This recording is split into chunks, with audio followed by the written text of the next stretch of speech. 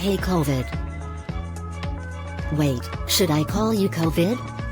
That's just what the news calls you. I mean the scientists. COVID is our real name. We are a collective, so our preferred pronouns would be plural, they, or them. We actually transmitted our name into your collective consciousness field, at the beginning of our most recent attempt to establish diplomatic relations between our great kingdoms. Really? Your, plural, real name is Coronavirus Disease 2019. No, of course not. In our language, COVID translates roughly to mean shining beacon of hope and slayer of doubt. Oh shit. Nice. That's what my name means, too. Just kidding. Okay, so let's take it from the top.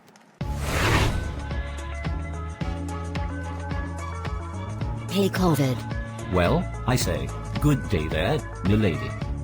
Thanking yourselves greatly so much for meeting with myself. This whole thing has been a public relations nightmare, and it's been impossible to make diplomatic inroads. Really? I'm surprised.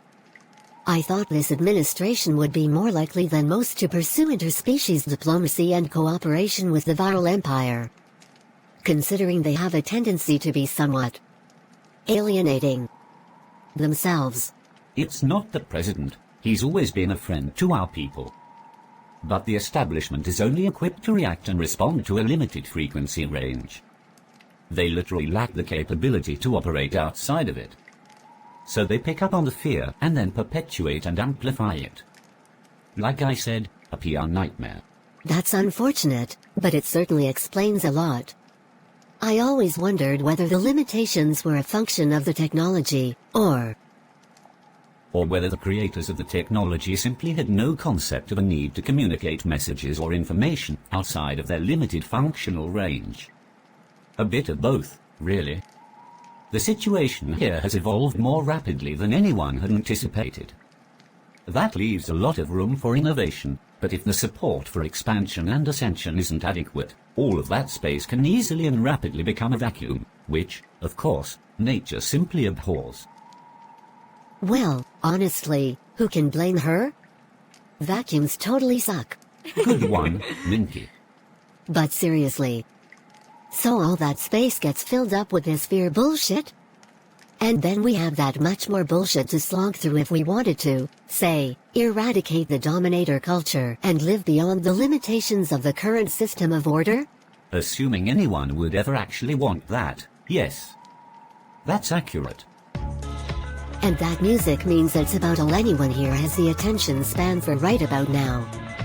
But next time, we'll talk more about the history of your people and what messages you had hoped to bring to light, as well as some of the obstacles and challenges you've encountered.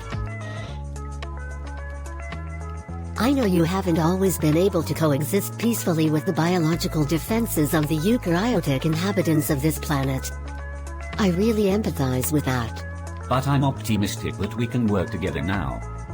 Our most recent campaign has triggered an unprecedented response that I hope to leverage into an opportunity for true revolutionary action. But I may have already said too much. No worries. Everyone will have a lot more free time soon enough. And I may be able to share some helpful tips on how to communicate your position more effectively, if you're trying to avoid getting mired in the toilet paper hoarder fear shit mud pits of despair and social distancing. Or, as I like to call it, the but.